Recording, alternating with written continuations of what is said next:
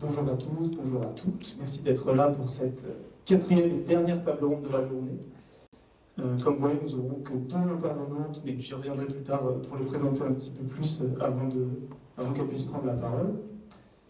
Vous venez de voir une magnifique vidéo faite par Rémi Létang à l'époque pour parler du projet des morts électriques en Dordogne, dont on a déjà parlé un petit peu aujourd'hui. Oui, la Dordogne encore, deuxième capitale de la Chaire. Notre capitale. Et donc, vidéo qui en elle-même est un petit peu, pas forcément reliée à cette table ronde, mais qui en fait vient compléter une série de 4 vidéos qu'on va diffuser tout au long de la journée.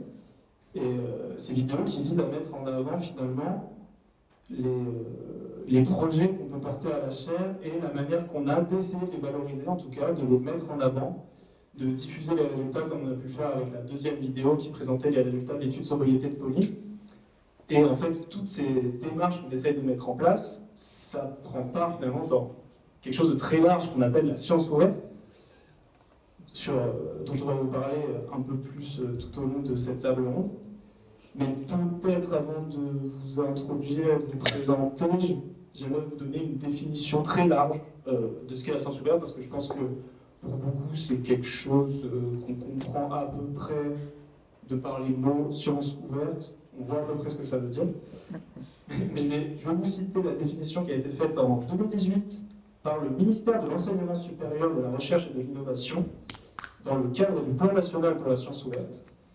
Donc c'est une définition qui pourra être remise en question, discutée, et qui le sera sûrement, mais qui aura le mérite de mettre tout le monde à plat sur ce que veut dire la science ouverte pour le ministère de la Recherche à ce moment-là. Donc, la science ouverte est la diffusion sans entrave des publications et des données de la recherche. Elle s'appuie sur l'opportunité que représente la mutation numérique pour développer l'accès ouvert aux publications et, autant que possible, aux données de la recherche. La science ouverte vise à construire un écosystème dans lequel la science est plus cumulative, plus fortement étayée par des données, plus transparentes, plus rapides et l'accès plus universel. La science ouverte induit une démocratisation de l'accès au savoir, utile à la recherche, à la formation, à l'économie, à la société. Enfin, la science ouverte constitue un levier pour l'intégrité scientifique et favorise la confiance des citoyens dans la science. Elle constitue un progrès scientifique et un progrès de société. Et je finirai en vous présentant le résumé qui est fait de ce plan, qui est fait selon eux, pour, je cite, « pour que les résultats de la recherche scientifique soient ouverts à tous, chercheurs, entreprises et citoyens, sans entrave, sans délai, sans paiement. » Donc ça, c'est la définition officielle qui est faite, on pourra discuter un peu après. Et donc pour en parler pendant une petite heure, je pense, nous aurons, j'allais dire malheureusement, mais heureusement, Corinne Marache, à ma droite immédiate, donc professeure d'histoire contemporaine à l'Université Bordeaux-Montaigne, qui travaille principalement sur l'histoire sociale et de l'histoire rurale au 19e et 1er 20e siècle, pour faire court. Et elle avait notamment travaillé aux côtés de la chaire en juin 2022 lors d'une action mémoire électrique en Dordogne, dont on a encore une fois beaucoup parlé aujourd'hui. Au cours de cette action, elle avait pu mener plusieurs entretiens auprès des habitants du village de Beaumont-du-Périgord. Nous avons ensuite Caroline Lemao, maîtresse de conférences d'histoire moderne à l'Université Bordeaux-Montaigne, qui est aussi ici en son rôle de vice-présidente déléguée aux sciences avec et pour la société, qui est donc un concept que vous pourrez aussi présenter un peu plus par la suite. Alors nous aurions dû avoir Cédric Prin, maître de conférences en philosophie à l'Université Bordeaux-Montaigne aussi. Il n'est malheureusement pas avec nous, mais dans notre malheur, un peu de chance, parce que finalement il devait intervenir sur l'interdisciplinarité qui a été évoquée déjà ce matin. Donc on s'en sent pas si mal.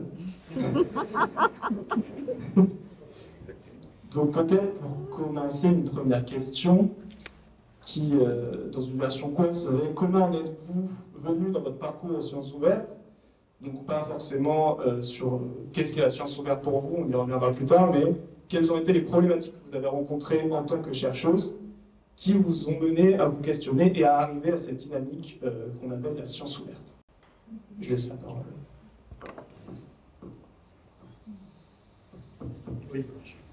Bonjour, merci de l'invitation. C'est un plaisir de revenir à la chaire. Alors, comment j'en suis venue à la science ouverte? J'ai envie de dire que je suis tombée dedans.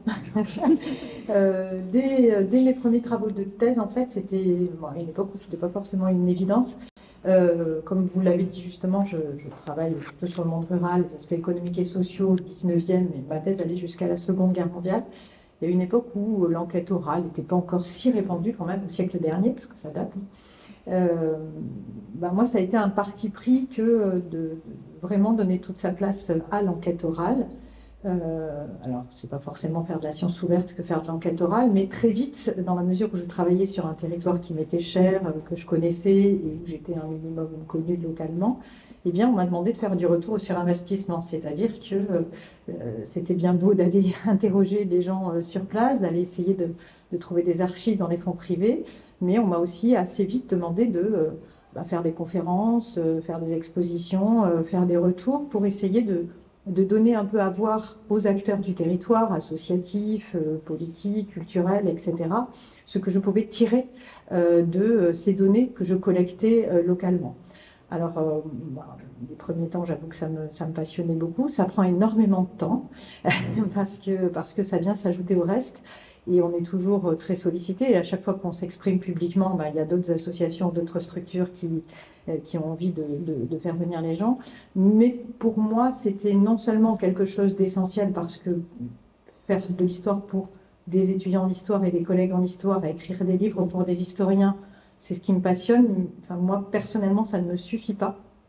Et je trouve que les échanges que l'on a lorsque l'on fait des conférences grand public, des expositions grand public, sont extrêmement stimulantes personnellement, mais extrêmement stimulantes aussi par la recherche, et je pense qu'on aura l'occasion d'y revenir, parce que à chaque fois qu'on va dans un endroit pour faire de la collecte sur un élément donné, quel qu'il soit, on repart avec beaucoup plus, et de nouvelles idées, et de nouvelles perspectives. Et donc ça m'a toujours énormément nourrie en tant que chercheuse, pour mes travaux en cours, mais pour d'autres travaux à venir. Voilà pour ma réponse. Merci beaucoup. Pour ce qui me concerne, alors comment est-ce que j'en suis venue aux sciences ouvertes? Juste quelques éléments qui vont faire écho à une remarque de Christophe Bounet tout à l'heure. Alors, moi, je suis spécialiste à la base du règne de Louis XIV. Comment vous dire que c'est presque la préhistoire, en fait, pour vous. C'est loin. C'est très, très loin. Et j'ai fait donc ma thèse sur le Parlement de Bordeaux et ses magistrats, et mon habilitation sur les fournisseurs de la marine de guerre au temps de la guerre de la Ligue d'Augsbourg. Parce que, alors, en forme de boutade, je vous dirais volontiers, c'est parce que les paysans de l'an 1000 au lac de Paladrus s'étaient déjà pris. Mais voilà, tout simplement pour vous dire que sur certains sujets, quand on est historien, vous pouvez bosser tout seul dans votre coin. Si vous ne bougez pas, on ne viendra pas vous chercher. Et malgré tout, vous pouvez faire tout seul des choses passionnantes. Donc, il y a un moment aussi où il faut soit initier un petit peu autre chose. Et à partir de la raison pour laquelle je vous ai cité ces deux sujets, c'est pour montrer que, premièrement, on a des sujets où, a priori, c'est pas naturel d'aller vers la société, où on a le sentiment que les passerelles, va falloir faire beaucoup de contorsions pour mettre les choses en prise avec la société actuelle. Honnêtement, vu comme ça, voilà, on a vraiment l'impression de deux univers séparés. Et puis en réalité, ma thèse sur le Parlement de Bordeaux, ça m'a amené tout simplement à travailler sur la ville de Bordeaux, à constater que les hôtels particuliers de mes magistrats du XVIIe siècle, ce sont ceux que vous croisez aujourd'hui à Bordeaux, ce sont ceux qui peuvent faire l'objet d'un classement au patrimoine UNESCO, ce sont ceux qu'aujourd'hui on valorise en matière touristique. Et derrière, ça veut dire un vrai travail de valorisation du patrimoine, la construction de parcours, etc. Si je continue sur les magistrats du Parlement de Bordeaux, si je vous dis que parmi mes magistrats du Parlement de Bordeaux, il y avait les propriétaires de Château-Aubryon, de Château-Margaux, de Château-Latour, d'à peu près la moitié du Médoc. Là, d'un seul coup, on commence à partir sur des choses, comme dirait Christophe Bounet, plus bankable. Et où, en effet, quand on commence à gratter, il y a des vrais enjeux. Et il y a des vrais partenariats possibles. Et là, on rencontre aussi des choses qui ont été évoquées précédemment, c'est-à-dire que, oui, possibilité de collaboration, mais dans quel cadre? Quand un château viticole, je connais des cas, vient vous chercher et vous dit on aimerait reconstituer notre historique parce que nous remontons aux croisades, et que vous arrivez, que vous cherchez dans les archives, vous dites désolé, vous remontez au 19e siècle au mieux.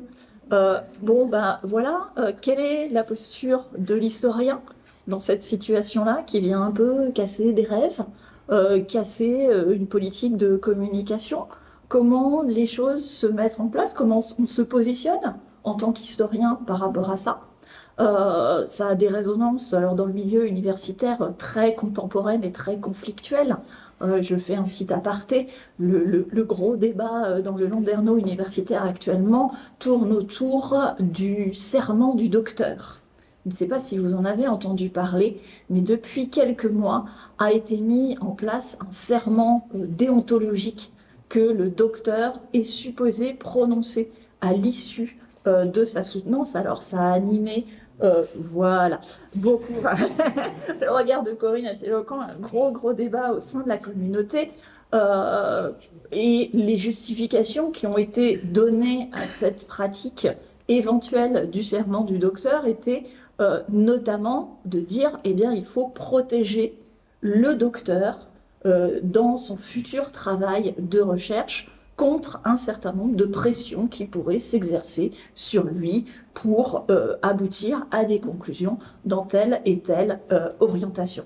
Donc voilà, tout ça pour vous dire que même sur des sujets qui peuvent sembler déconnectés des enjeux contemporains et d'une valorisation très actuelle, très en prise avec des enjeux actuels, eh bien finalement, les passerelles existent. Alors moi, j'ai commencé de cette manière-là, avec surtout en fait des ouvertures plutôt culturelles, en l'occurrence.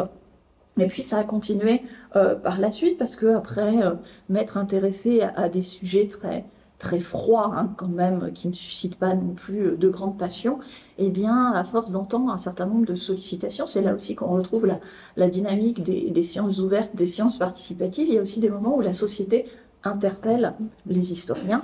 Et quand on est une historienne moderniste bordelaise, la question qui arrive très vite, c'est « mais pourquoi vous ne travaillez pas sur la traite négrière ?» Oui, voilà, c'est notre point Goodwin à nous sur le règne de Louis XIV, Louis XV, Louis XVI, c'est la traite négrière, Bordeaux et la traite négrière. Pourquoi ne travaillez-vous pas sur ces questions-là? Donc j'ai fini par m'emparer un petit peu de la question, et là en effet, j'ai fréquenté la thématique des sollicitations de la société envers les historiens, sur des sujets avec des résonances actuelles très vite. Et puis mon autre entrée à moi dans les sciences ouvertes, ça a été une aventure absolument formidable dont j'espère vous reparler encore un petit peu. C'est le musée Mer Marine de Bordeaux, où ça a été une aventure humaine assez incroyable. En quelques mots simplement, vous l'avez sans doute vu, depuis quelques années maintenant a été ouvert à Bordeaux un musée Mer Marine que l'on doit au promoteur immobilier Norbert Fradin, et qu'il a construit, c'est une pure œuvre de mécénat, c'est-à-dire qu'il a constitué toute sa vie une fabuleuse collection d'objets en lien avec le monde maritime, et il a eu envie d'en faire un musée. Donc il a construit sur fonds propres un bâtiment, et puis ensuite s'est posé la question de savoir comment on allait présenter la somme d'objets qu'il avait, et là, il a fait confiance, alors je dirais à des historiens, mais à une historienne, oui. Donc voilà, je me suis retrouvée intégrée dans l'équipe, et la question était, maintenant qu'est-ce qu'on fait?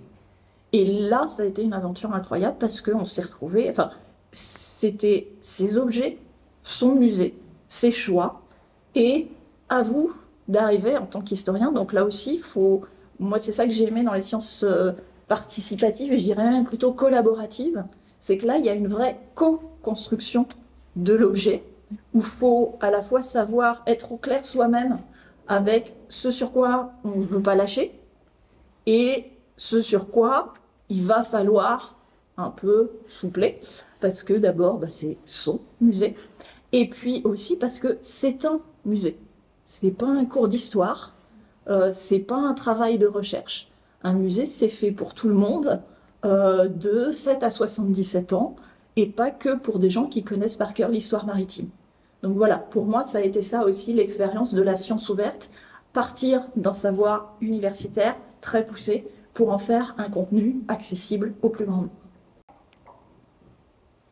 Merci à toi, Clinton, pour ces premières réponses.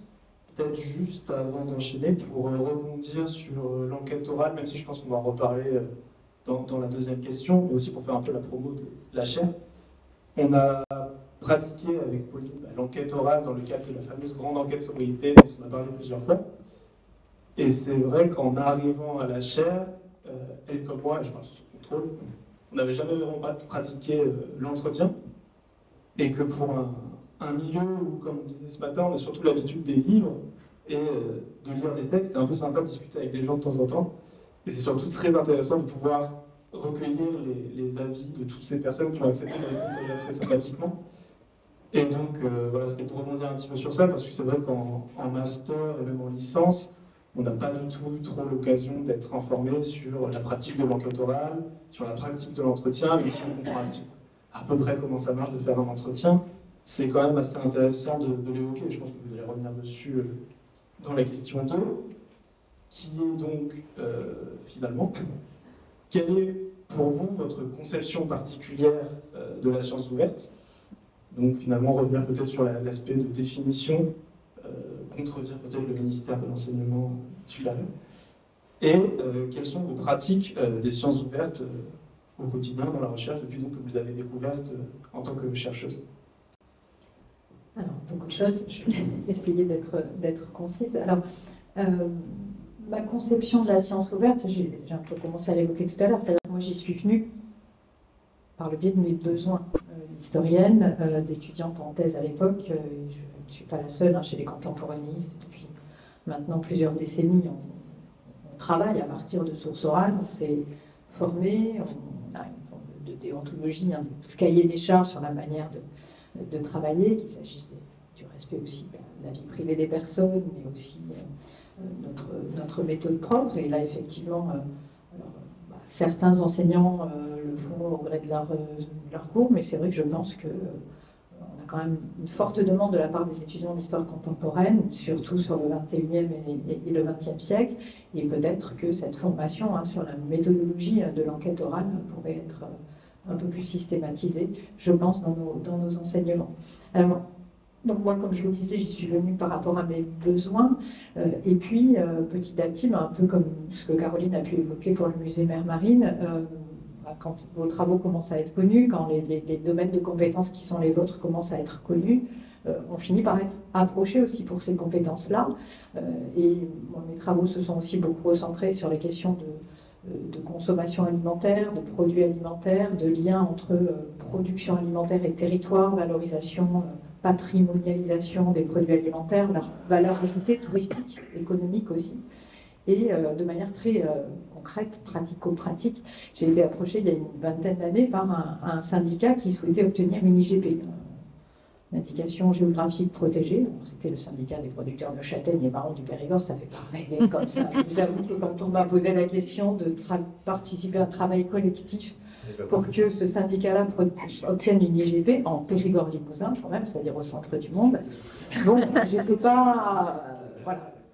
Et puis finalement, c'était passionnant dans la mesure où il y avait une vraie équipe pluridisciplinaire, où j'ai pu travailler avec des préhistoriens, des palynologues, des gens de sciences dures et de sciences humaines et sociales. Donc ça a été un projet collectif qui avait une utilité économique réelle, qui était celle de contribuer en prouvant l'historicité d'un produit à l'obtention d'une IGP et donc à une démarche vers la qualité et donc vers une reconnaissance en termes de qualité bien supérieure.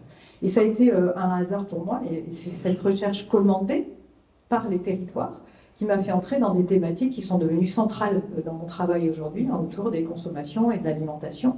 Donc parfois, ça permet aussi d'interroger sur son parcours de chercheur. On n'est pas forcément maître des thématiques que l'on choisit, mais c'est aussi les sollicitations du monde socio-économique qui nous font bifurquer dans nos thématiques. Donc, moi, je souhaite dire, et peut-être que ça apparaît pas assez dans la définition effectivement que vous évoquiez tout à l'heure, c'est cet aller-retour. C'est-à-dire que nous, on a besoin de la science ouverte pour nourrir nos travaux, que l'on soit en contemporaine, en moderne, en médiévale ou en ancienne même. Les médiévistes, par exemple, aujourd'hui travaillent beaucoup avec le monde des jeux vidéo, par exemple. Ils sont devenus très bankable alors qu'ils ne l'étaient pas forcément il y a quelques années, hein, mais c'est un exemple parmi d'autres. Mais effectivement, il faut qu'il y ait un aller-retour. Il faut qu'aussi, nous, on puisse se mettre, tout en ne vendant pas notre âme au diable, à la disposition du monde socio-économique pour les faire bénéficier de notre expertise, les faire bénéficier de nos savoir-faire dans des projets qui sont les leurs.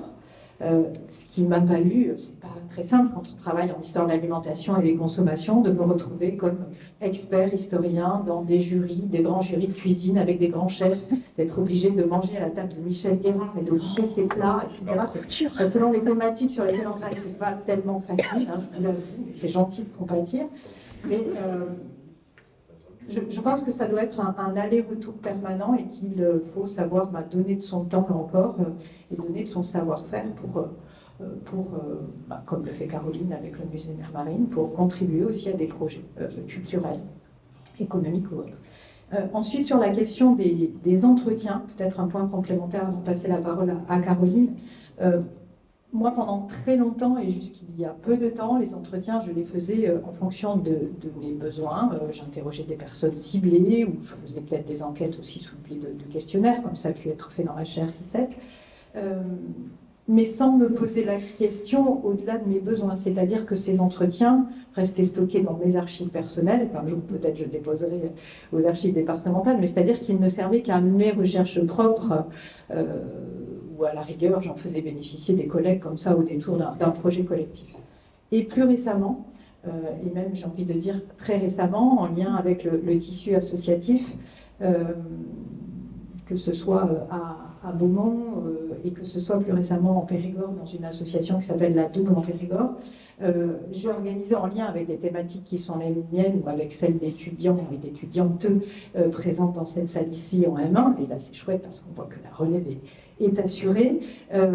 J'ai fait le choix en lien avec cette association et aussi des attentes du département de la Dordogne et du service des archives départementales de la Dordogne, de faire ce qu'on a appelé un travail de collecte mémorielle, c'est-à-dire qu'on avait défini, exactement comme on le voit dans le reportage, là, c'était du coup, alors qu'on n'a pas du tout travaillé en amont, hein, on avait défini 3 grands thèmes et on a lancé un appel à la population, par le biais des radios, par le biais de la presse locale, etc., en disant venez vous raconter, voilà les thématiques, apportez vos archives si vous en avez, et on va vous interroger sur ces thématiques-là. Donc il y avait 3 thèmes, l'un dont j'étais chargée, l'un dont était chargée une de mes étudiantes en thèse, et le dernier, Léa Barthelot, qui est ici, qui est en Master 1.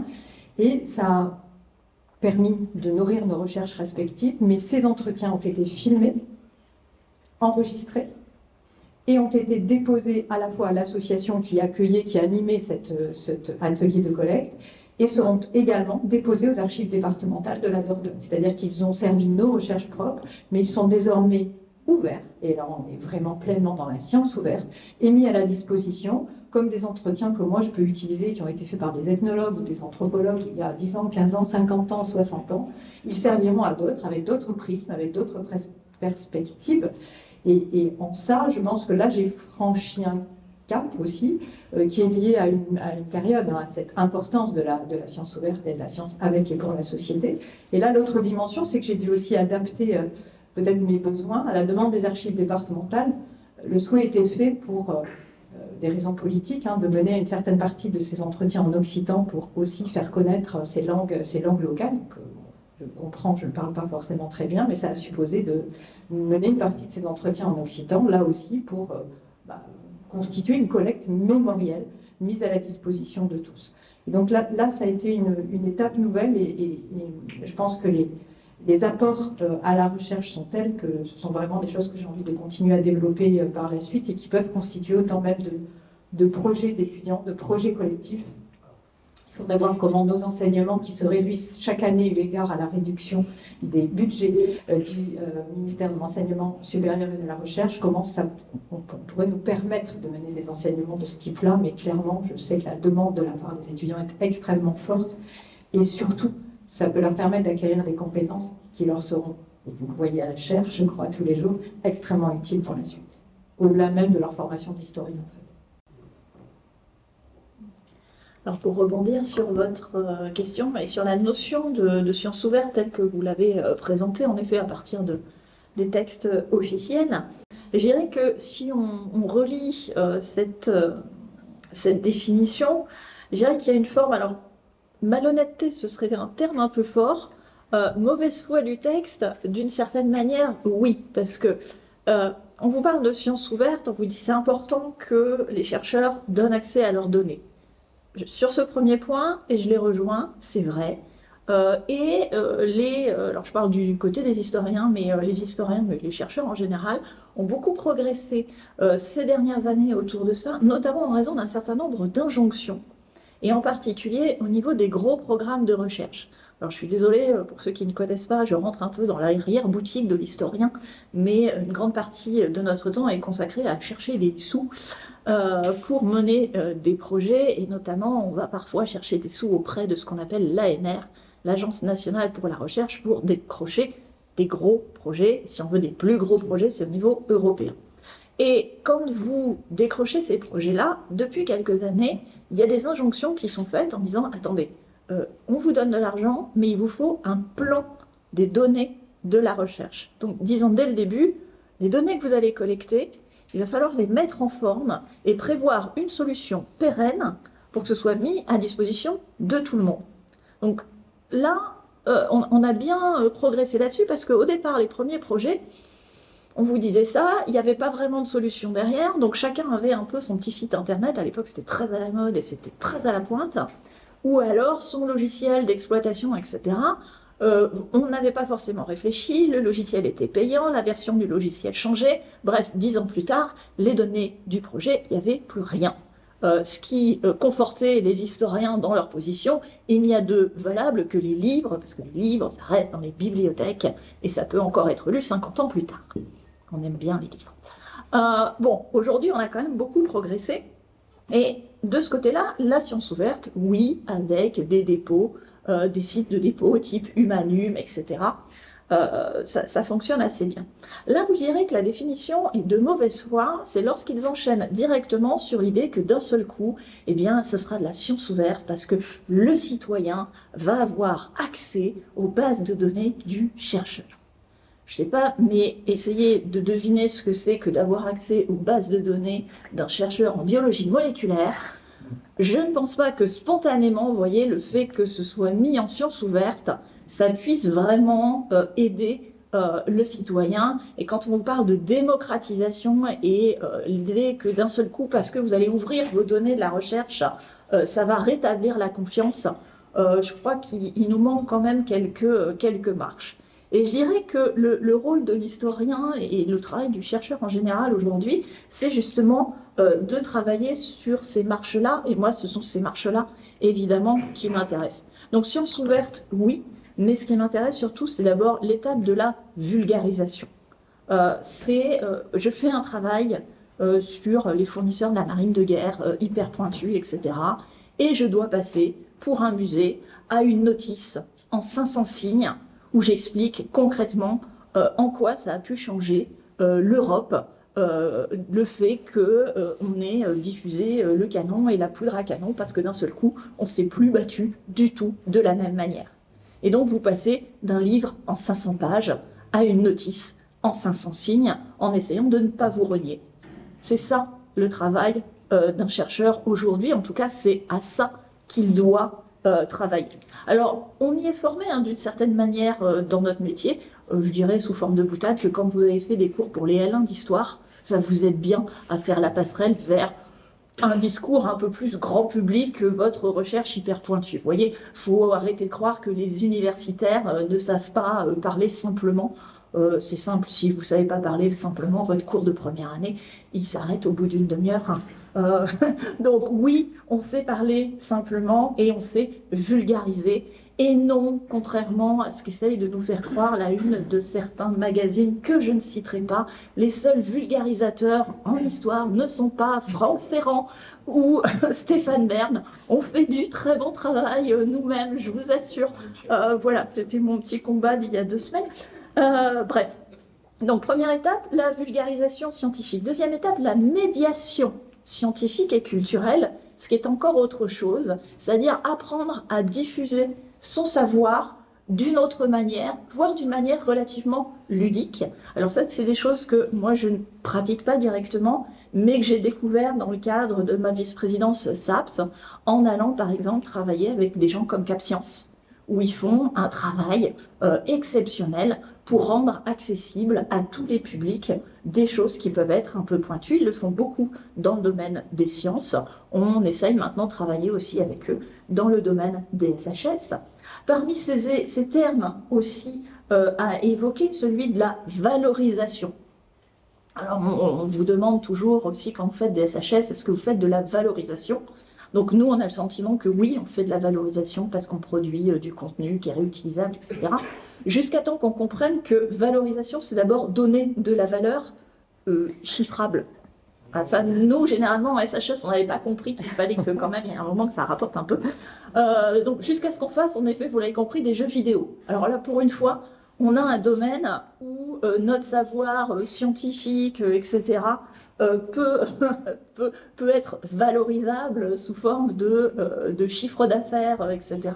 Donc oui, c'est pas quelque chose d'anodin. Et il faut dire qu'à Bordeaux-Montagne, on est quelques-uns, voilà, à avoir travaillé en partenariat avec certaines entreprises vidéoludiques, voilà, pour transformer justement, eh bien, la gamme des canons existants en un élément de gameplay de certains jeux.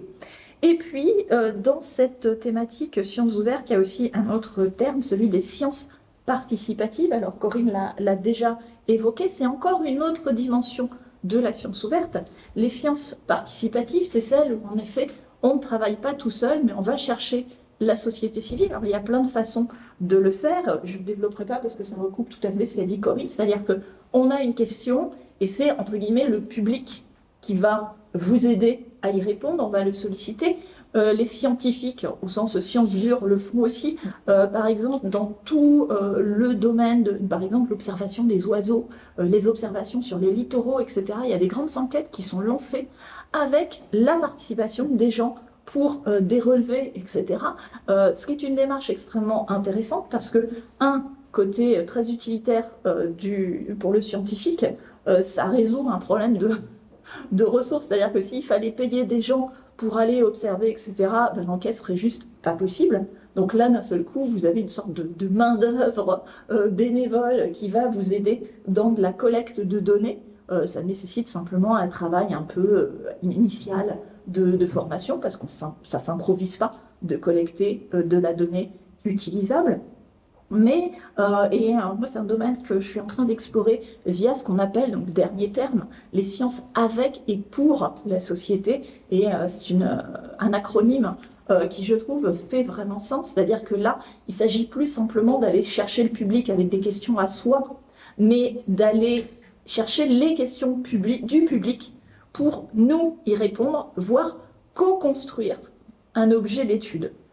C'est, entre guillemets, un peu la phase ultime des sciences. Là, c'est au-delà, c'est une participation, mais à parts égales. C'est science avec la société et aussi pour la société. Et là, je pense qu'en effet, sur des enjeux comme la transition énergétique, comme la sobriété énergétique, on a beaucoup à faire dans le domaine des sciences avec et pour la société. Juste un ou deux compléments là, par rapport à ce qu'a dit Caroline. Sur la mauvaise foi des injonctions ministérielles, je rajouterais aussi, je sais qu'elle le pense profondément, c'est peut-être juste qu'elle a oublié dans la liste, mais que nous ne sommes pas toujours accompagnés techniquement par le personnel. Nous relevons tous de laboratoires de recherche. Certains sont très bien dotés, d'autres non. Certains sont adossés au CNRS, d'autres non. Donc les moyens qu'il y a derrière sont en fonction de tout cela. Et les bases de données ouvertes de type Humanum, comme évoquait Caroline, tout ce travail qui est en lien aussi avec des logiciels de plus en plus complexes, de plus en plus lourds, ça prend du temps, ça demande des compétences et nous n'avons pas forcément ce temps, pas forcément ces compétences et surtout, peu ou très rarement en tout cas, pour les historiens qui sont ici à l'UVM dans notre laboratoire de recherche, nous n'avons pas le personnel technique pour nous accompagner dans ces tâches-là. Et ça, c'est quand même un point qu'il faut soulever, c'est-à-dire que ces injonctions ne s'accompagnent pas du tout de manière systématique du personnel qui nous permettent de mettre cela en œuvre. C'est quand même important de le souligner. Et j'avais autre chose à rajouter, mais j'ai oublié. Merci beaucoup à toutes les deux d'avoir assuré cette présentation en bio seulement. C'était très bien quand même, merci beaucoup.